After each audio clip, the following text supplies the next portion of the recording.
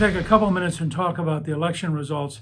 It was an amazing night, an earthquake kind of night, the kind of night that has rattled even the New York Times, which just ran an editorial which resembled the Wall Street Journal, the kind of night that got Al Sharpton to say the Democrats have got to move to the middle, that they're too left-wing. When that happens, you know you're living through an earthquake. And it was an earthquake. I think the job that Glenn Youngkin did in Virginia in winning the governorship, the way in which he developed education so that it became a conservative issue, something people didn't think was possible. But he brought parents together. He talked about key ideas. He took on critical race theory and the whole issue of racism head on.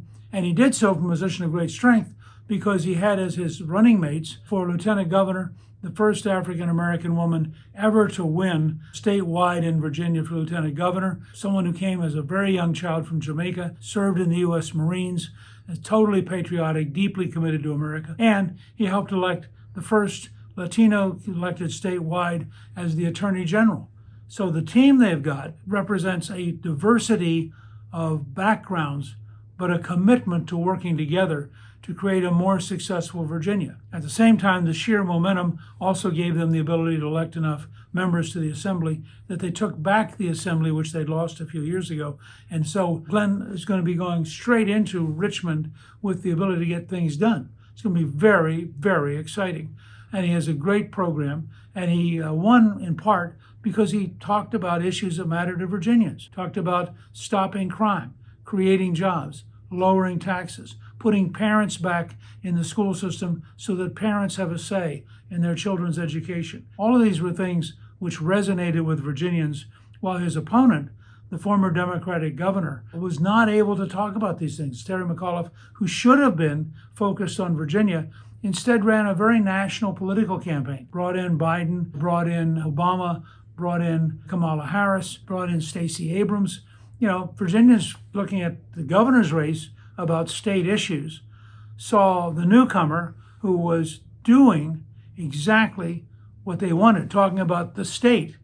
And they saw the former governor who should have known the state brilliantly, having served for 4 years as governor, talking about all this national junk that had no relationship to their lives in Virginia. It's a remarkable moment. Equally remarkable north of there in New Jersey. Hello, my name is Edward Durr. I'm running for New Jersey State Senate. We had a truck driver who got angry because they wouldn't issue a concealed carry permit, even though he had an unblemished record and there was no reason to stop him. So he went out and he ran against the president of the New Jersey Senate, who 4 years ago had won a most expensive legislative race in America, $17 million. And the Republican insurgent spent $2,300, $2,300 compared to $17 million. But he won. He won in part because he went door to door. He talked to people. He seemed like a nice guy.